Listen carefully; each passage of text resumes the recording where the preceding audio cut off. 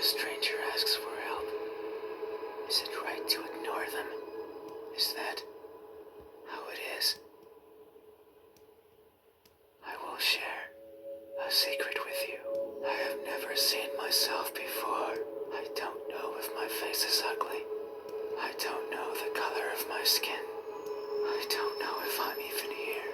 That is why I need you to open your eyes so you can tell me how I look.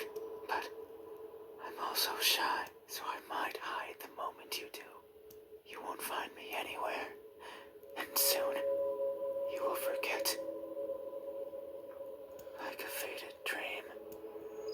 I know you're not asleep. You listen with those tiny ears of yours. They look so fragile, like I could almost grab them.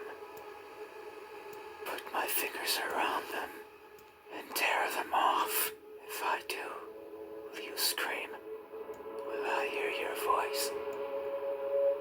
It was a joke. I'm joking. Don't be scared. Hey, how do you think when our cases finally meet? What will you find? Answer me. They look empty. That may be so. The eyes are the window to the soul. That's what someone told me. Long ago, they said that the soul was holy, bright, beautiful. Every person has one, both the good and the evil. But that person said I was the exception.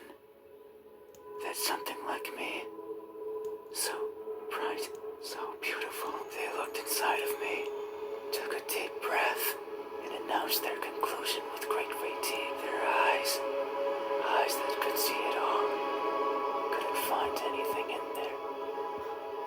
I'm sure that if you were to cut me apart, not even blood would flow out, even if I felt it sometimes crawling through my veins. Maybe that's why I've never seen myself before, because I'm empty. But isn't that something to be grateful for? Because if I were to look and find nothing there, then surely I would feel disappointed. By not looking, I can ease myself of that pain. So maybe this is for the best. I can't remember who was the first to recite these words to me, nor the second, nor the third, nor the several others who came after. The only thing I remember is that they looked as empty as I did to them.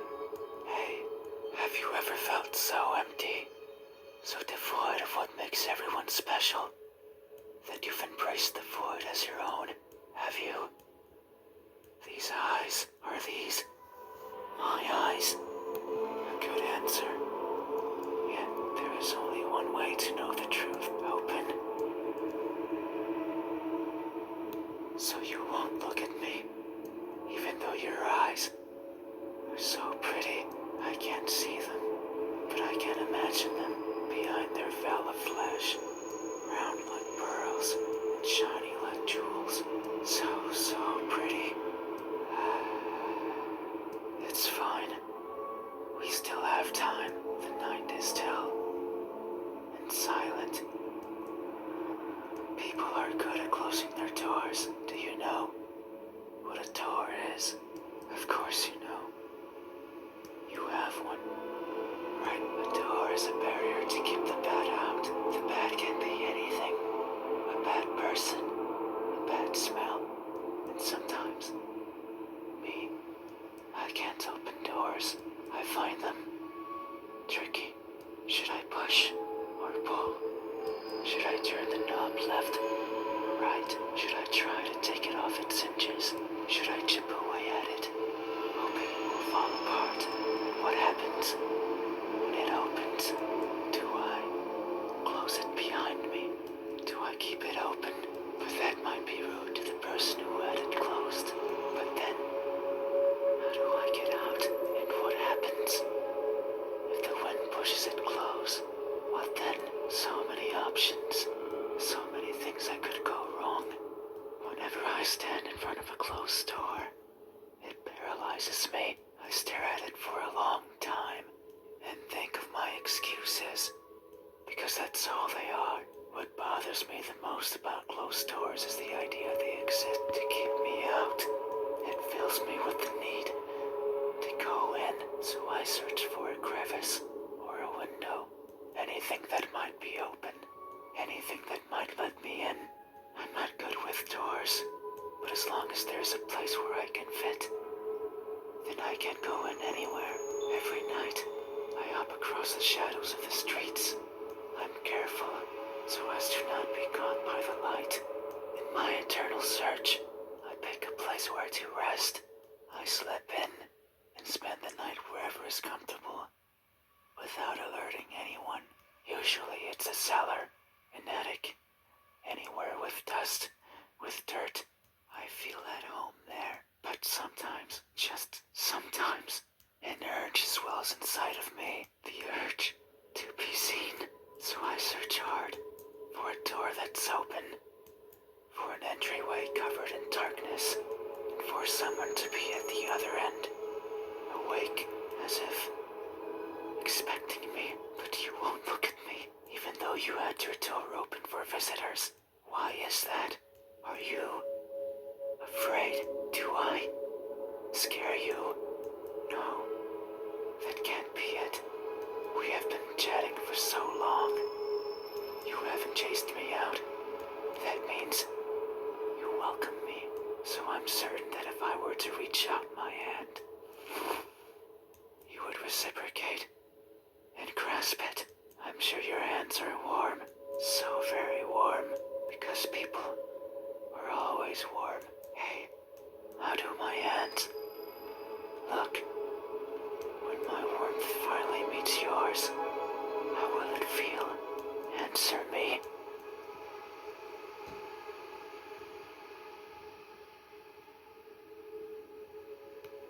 They look tired.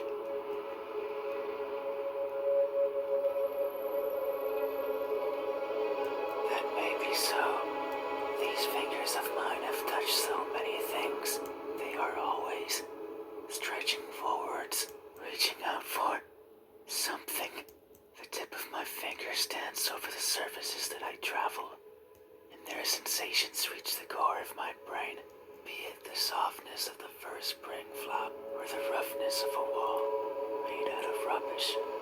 Caressing, grabbing, clawing, no matter the time of day, no matter if I'm awake or asleep, as if they had a mind of their own.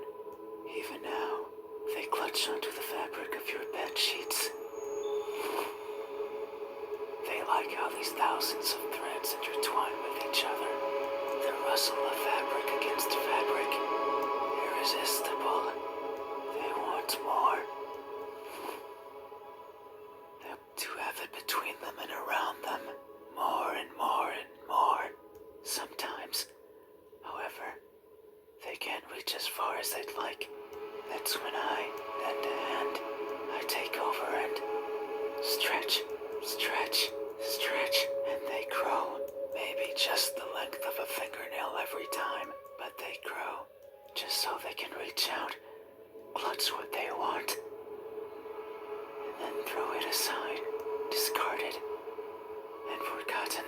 That's why they are tired, because they never stop seeking, and most likely never will.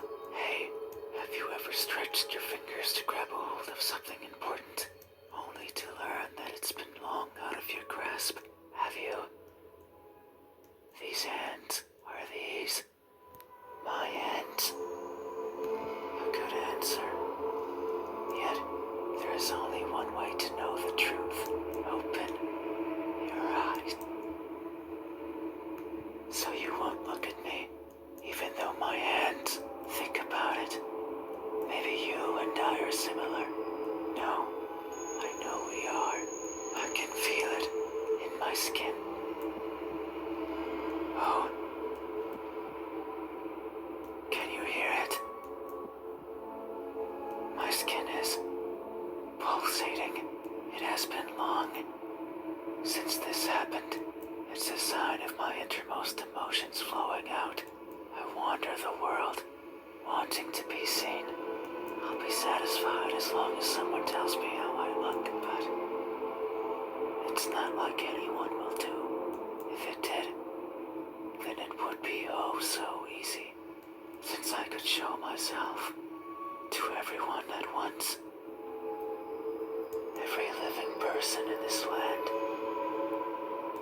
ask them all the same question. Someone will answer. There's no doubt about it. But it might not be the answer I wish for, since I don't want to be judged. I don't want to be perceived as something I'm not. It scares me. That is why, when someone is on the verge of looking at me, I shy away. I hide, fading into the dark. But you might be different if it's you. It might be possible to stand still, if only for a second. That way you can help me, and we can both be fulfilled. Just thinking about it, it makes me feel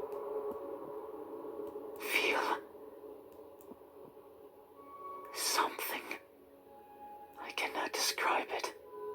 I am not good with words. There was a person in my past who taught me to speak like a person. They were not good at it either. And thinking back on it, they certainly didn't enjoy it. To teach a wordless being how to talk must be a challenge. Yet, they did, simply because they could. It is weird to remember, because it makes me think of why I want to be seen and I am not. Sure, I don't care much for my appearance. I don't want to be judged. But if that were it, I could easily stay out of sight. So why is it? Why do I want someone to recognize me so much? Maybe it's only because I can. Because everyone gets to be recognized. But me. But I will. Soon. Once you open your eyes. Just thinking about the moment you unveil your sight onto me, and you finally take those bed sheets off your body, and you inspect every crevice of mine, and you finally open those tight lips of yours to let me hear what I am, and to maybe even give me a name. It makes me feel, but I don't know what. Surely it would be evident if you were to look at my face. Hey, what does my expression look like when that veil of uncertainty finally disappears? Answer me.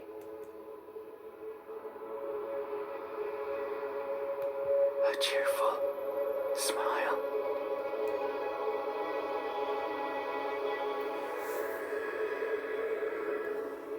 That may be so. It would only make sense for the end of this journey to bring me joy. It has been so long. I can no longer remember. But who's to say it had a beginning? Maybe the starting point is that the earliest one I can recall. I was walking, and for some reason, it was daytime. I rarely travel during the daytime, only when the fear of being seen isn't there. So I must have believed that was the case. But it's strange. Since the place I was walking through was a city, one full of people, I couldn't see them.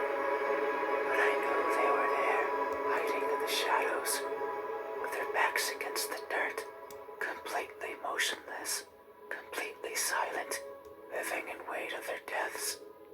And what's more, none dared to look at me. Did they even know I was there? Maybe they did not care. All I remember is feeling a certain kinship towards the hidden inhabitants of that settlement. They were like me, living in fear of what others might think, and who's to say I wasn't one of them? Maybe I spent my days as part of the scenery as well, and one day I decided to go for a walk that hasn't yet found its end. It's my earliest memory, and my most joyful one. No experience afterwards had made me want to smile more than that. So if you say I am smiling, then surely that's how it must be. But tonight, I'm not joyful. So if my expression is truly one of cheer, Then I must be lying through my smiling teeth. Hey, have you ever expressed honest happiness in your face when in reality you're feeling anything but? Have you? This expression is this. My expression. I see. Thank you. You have truly helped me tonight. These are my eyes. These are my hands. And this is my expression. I consider these my most treasured features. And you have helped me picture them all. No one has done this for me. I feel a connection with you, one born out of honest gratitude. But there's one step left. You need to make sure of the truth. It is the only way to finally understand each other. So please, I beg of you, open your eyes. No. I see. I understand. No. It's fine. You have still helped me by answering my questions. No one has done that for me before. So I have no right to ask for anything else. No. That is a lie. Ever since I stepped into this room, you have refused to engage with me. Not even once. Not even once, not even once, not even once, not even once, not even once. Not even once. Did you open your eyes? Not even once. Did you look at my face? You stayed there, acting as if you were asleep, feigning ignorance and not moving an inch. At times making me believe that our conversation was just in my head. You haven't opened your mouth, but you didn't need to. I can hear far, far beyond what most others can, and I can see further than what others would consider the dark, empty bottom. That's why I know that I wasn't wrong. You are. Like me. We are the same. You too. Look for what's not there. You too. Reach out for what might hurt you. And you too are a liar. The type that shows one thing and feels another. But you made a mistake.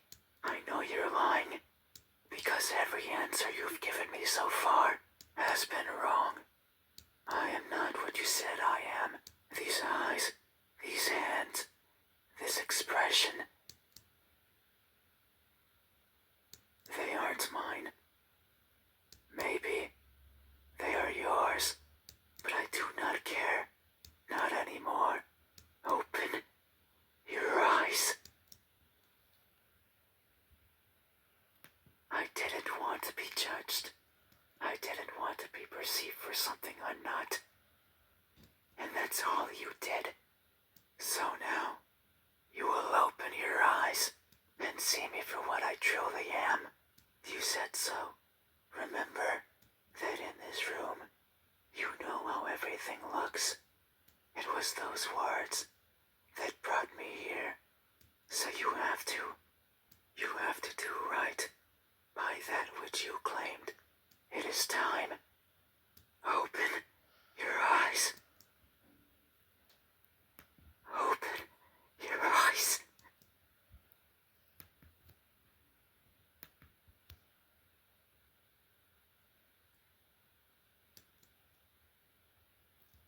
You had your chance.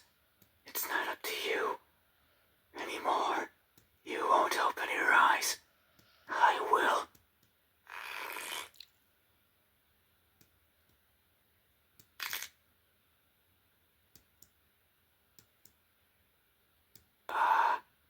Your eyes are as beautiful as I imagined.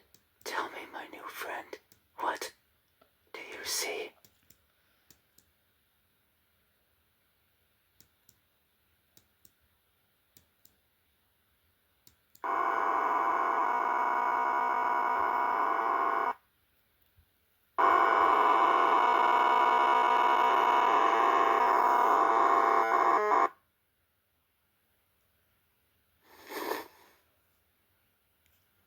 That won't do.